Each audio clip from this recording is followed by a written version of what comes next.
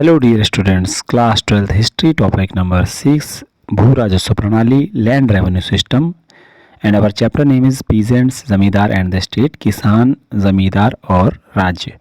मुगल साम्राज्य के बारे में पढ़ रहे हैं और मुगल साम्राज्य में किसान, जमींदार और राज्य के संबंधों पर हम अध्ययन कर रहे हैं। आज हम मुगल साम्राज्य में भू राजस्व प्रणाली, जो कि बहुत इंपॉर्टेंट टॉपिक है, लैंड रेवेन्यू सिस्टम पे डिस्कशन करेंगे। एनसीईआरटी का टॉपिक है तो कोशिश करेंगे एनसीईआरटी के ही अकॉर्डिंग चलें। चलिए लैंड रेवेन्यू सिस्टम को समझ लेते हैं।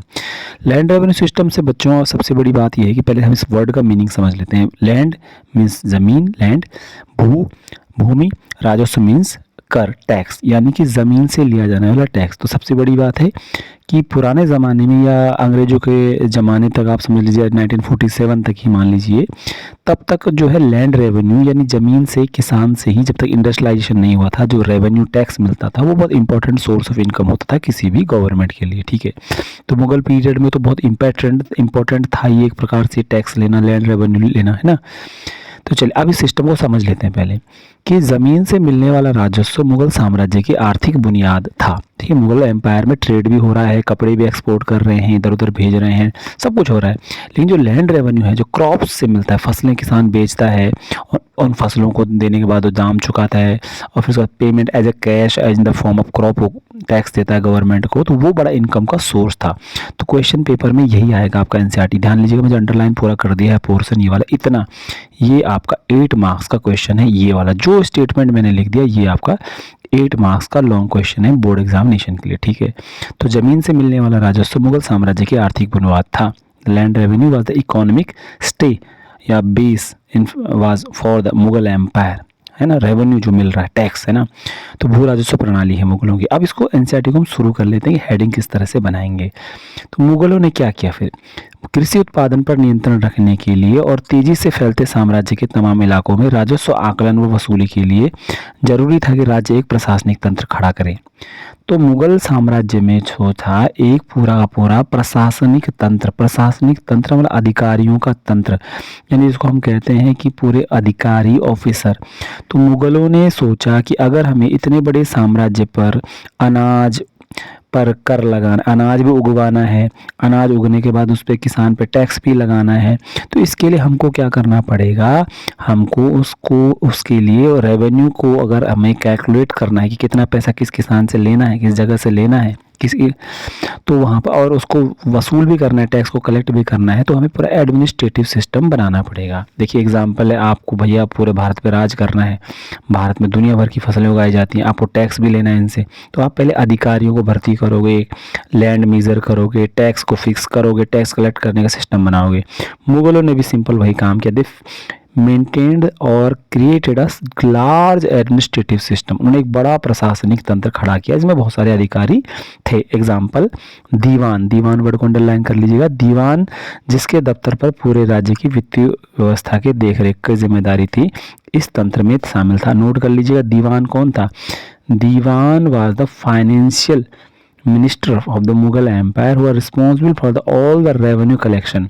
सभी प्रकार के राजस्व के मामलों को, सभी प्रकार के टैक्स के मामलों को देखने वाला सबसे बड़ा अधिकारी, वित्त के मामलों को देखने वाला सबसे बड़ा अधिकारी होता था, और उस पद का नाम होता था दीवान। उसको बोलते हैं दीवान। आपने टोडरमल का नाम सुना होगा, वो भी एक बार मुगल एम्पायर में एक बार दीवान रह चुके थे। ठीक है, तो दीवान की का पास जो दफ्तर होता था, दफ्तर मतलब ऑफिस होता था, पूरे राज्य की वित्तीय व्यवस्था की देखरेख की जिम्मेदारी वही लेता था। यानी कितना टैक्स लिया जाना है, कहाँ से टैक्स लिया जाना है, टैक्स क्यों लिया जाना है, टैक्स कैश में लेना है या क्रॉप पे लेना है या दोनों में लेना है, बहुत सारे इश्यूज़ को ये पूरा का दीवान का ऑफिस और दीवान ही डिसाइड करते थे, है ना। इसी तरह हिसाब रखने वाले और राजस्व अधिकारी खेती की दुनिया में दाखिल हुए और कृषि संबंधों की शक्ल देने में एक निर्णायक ताकत के रूप में उभरे। मतलब हिसाब रखने वाले who have maintain the records and revenue officers entered in the land of agriculture. यानी मुगल पीरियड जो है बहुत बड़ा एम्पायर ये है, और जो गांव-गांव में किसान जो फसलें उगा रहे हैं, अब वहाँ पर अलग अलग प्रकार के अधिकारी आ रहे हैं निचले लेवल तक। दीवान तो ऑफिस में बैठेगा, जैसे गांव में अमीन जाएगा, जो वो फिक्स करेंगे कि भाई किस गांव से कितना टैक्स लेना है, तो हिसाब रखने वाले। पटवारी जैसे पोस्ट हो गई। राजस्व अधिकारी, बहुत सारे राजस्व अधिकारी जिनमें आप बोल सकते हो, तो पटवारी हो गए आपके पास, जिनमें आप बोल सकते हो कि लेखपाल हो गए, और एग्जाम्पल जो बुक में आपके सामने दिया होगा अमीन, अमीन हो गए, अमील उल गुजार हो गए। एक वर्ड में बुक आपको एक एनसीईआरटी में नाम मिलेगा अमील उल गुजार। तो अमील उल गुजार जैसे अधिकारी गांव में जाते थे, टैक्स फिक्स करते थे और टैक्स कलेक्ट करते थे। इस प्रकार से वहां से टैक्स लिया जाता था। ये पूरा लैंड रेवेन्यू सिस्टम हम डिस्कस करते जा रहे हैं। अब यहाँ पर अगला बिंदु आता है कि मुगलों को टैक्स तो चाहिए, कर तो इनको चाहिए, तो वो कर इकट्ठा करने के पहले क्या करेंगे। देखिए आप गांव में जाओगे सीधे लाओगे 10 रुपये, तो ऐसा नहीं होता, आपको प्रॉपर सिस्टम बनाना पड़ेगा। सो लोगों पर कर का बोझ निर्धारित करने से पहले मुगल राज्य ने जमीन और उस पर होने वाले उत्पादन के बारे में खास किस्म की सूचनाएं इकट्ठा करने की कोशिश की। ये पॉइंट बना लीजिएगा कि सूचनाओं को इकट्ठा करने का कदम, the step taken to collect the important information regarding the production of the crops. यानी कि पूरा भारत ठीक है, टैक्स भी ले लोगे, लेकिन ये भी तो देखना है कि कहाँ कितनी ज़मीन है, बंजर है कि उपजाऊ है, कौन कौन सी फसलें लोग उगाते हैं, कितना टैक्स दे पाएंगे, सारा काम करना पड़ा।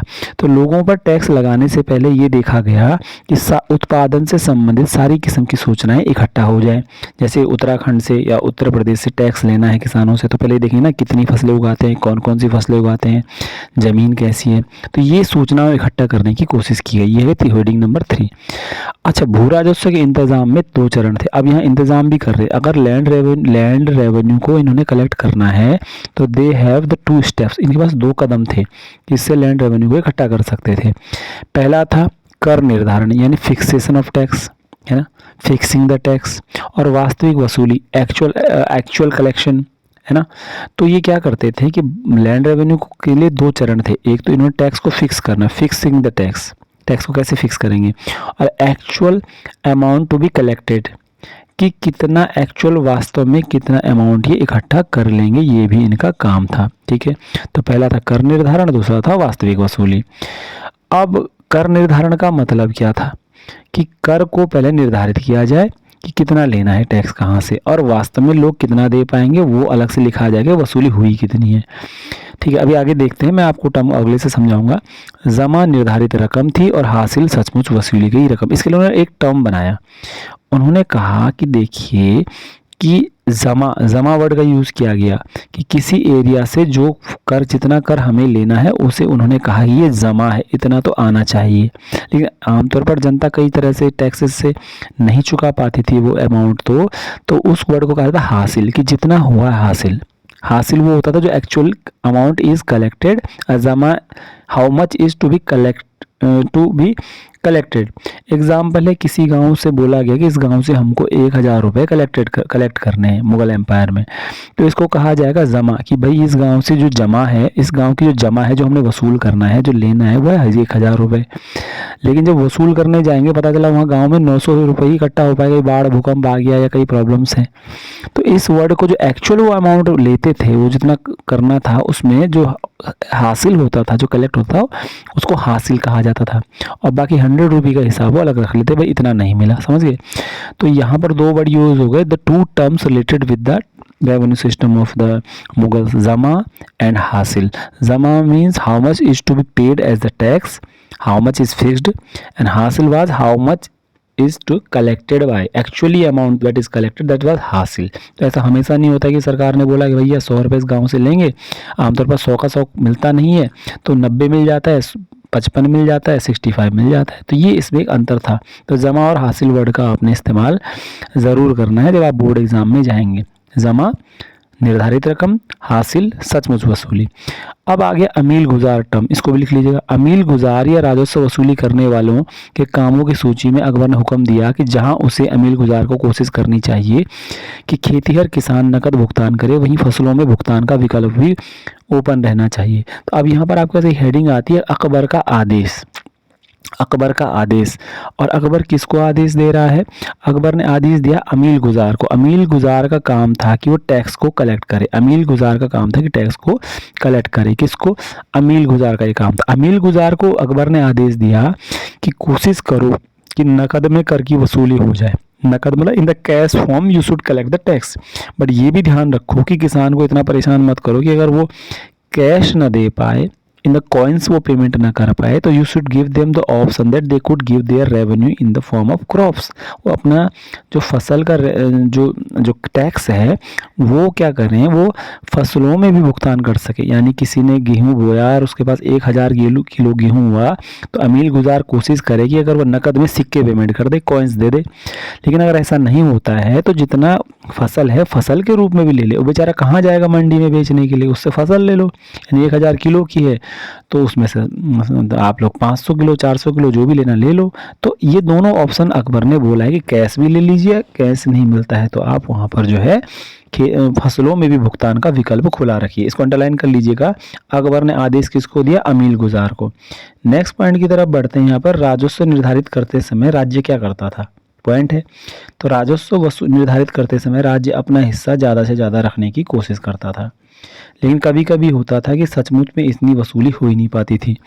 यानी देखिए, कोई भी सरकार होती है, उसको देश चलाना है तो हमें चाहती है कि मुझे ज़्यादा से ज़्यादा रेवेन्यू मिले, ज़्यादा से ज़्यादा पैसा इकट्ठा हो। लेकिन होता क्या था कई बार कि कोशिश तो करता था कि ज़्यादा से ज़्यादा टैक्स वसूल हो या ज़्यादा से ज़्यादा टैक्स रखा जाए, हिस्सा ज़्यादा मुझे मिले। लेकिन कभी कभी कहीं बाढ़, भूकंप, अकाल आ गया, विद्रोह हो गया, तो कभी कभी इतना टैक्स वसूल हो ही नहीं पाता था।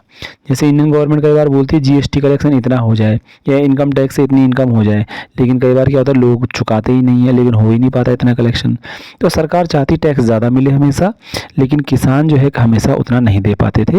ये भी एक पॉइंट है। और स्थानीय हालात का मतलब होता है कि विद्रोह हो गया, रिवोल्ट हो गया, बाढ़, भूकंप, अकाल आदि ऐसा चीज़ें हो गई, कभी ज़मीन बंजर है, इस तरह की चीज़ें।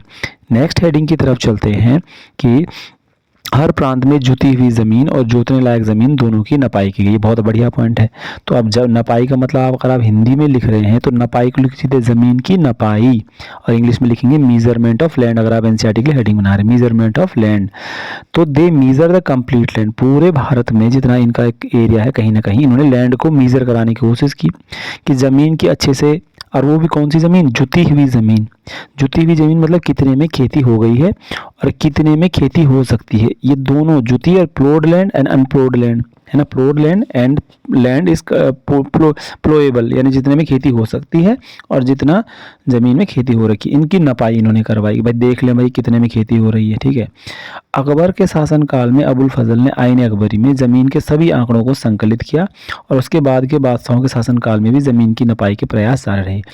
आप देख सकते हैं कि अकबर के शासनकाल में during the reign of Akbar, Abul Fazal collected the all the data, statical data related to land. Akbar के काल में अबुल फजल ने आईन अकबरी में ज़मीन से जुड़े सभी आंकड़ों को इकट्ठा कर दिया, कंपाइल कर दिया। इतने बड़े तेज थे ये लोग, ताकि भैया हमको टैक्स वसूल करने में आसानी रहे।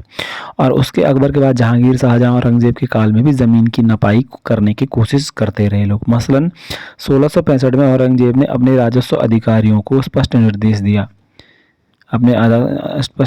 दिया कि हर गाँव में खेतीहरों की संख्या का सालाना हिसाब रखो। और ये उसने बोला था, यानी औरंगजेब ने खुद बोला कि गांव-गांव में, जितने भी गांव है उसके अंडर में, गांव-गांव में कितने किसान हैं उनका रिकॉर्ड रखा जाए। ये कौन कह रहा है, औरंगजेब। आप देखिए कितना बड़ा एम्पायर था उस ज़माने में, ना जीपीएस है, ना मोबाइल है, ना कोई कंप्यूटर है, लेकिन फिर भी ऐसा हिसाब रखने की कोशिश कर रहे हैं। तो उसने राजस्व अधिकारियों को बोला कि खेतीहरों की संख्या का हिसाब रखो। किसने बोला, औरंगजेब ने 1665 में। इसके बावजूद सभी इलाकों की नपाई सफलतापूर्वक नहीं हुई। जैसा कि हमने देखा है उपमहाद्वीप के कई बड़े हिस्से जंगलों से घिरे थे, इनकी नपाई नहीं हुई। लैंड रेवेन्यू की बात करेंगे तो लैंड रेवेन्यू मतलब ज़मीन से रेवेन्यू ले रहे हैं, और रेवेन्यू कौन दे रहा था, किसान दे रहा था। लेकिन एक बहुत बड़ा हिस्सा ऐसा था जो रेवेन्यू नहीं दे पाता था, और वो हिस्सा था जो जंगलों से घिरा हुआ था, जहाँ की नपाई नहीं हो सकती थी, जहाँ पे कोई रेवेन्यू नहीं चुका पा सकता था। क्योंकि जंगल में कौन टैक्स देगा, जंगलों में तो आदिवासी रहते थे आमतौर पर, खेती के साधन नहीं थे वहाँ पे। इस तरीके से आपका ये चैप्टर है टॉपिक भू राजस्व रेवेन्यू सिस्टम, जो है आपका 8 मार्क का क्वेश्चन है। इससे आप पॉइंट बनाइएगा। पॉइंट को फिर से रिपीट आपके सामने कर रहा हूँ, कुछ कुछ पॉइंट आप लिख सकते हैं। एक पॉइंट आपका टर्म होगा यहाँ पर जमा व हासिल, जिसको आपको एक्सप्लेन करना है। हेडिंग लिख देना, इसको एक्सप्लेन कर देना।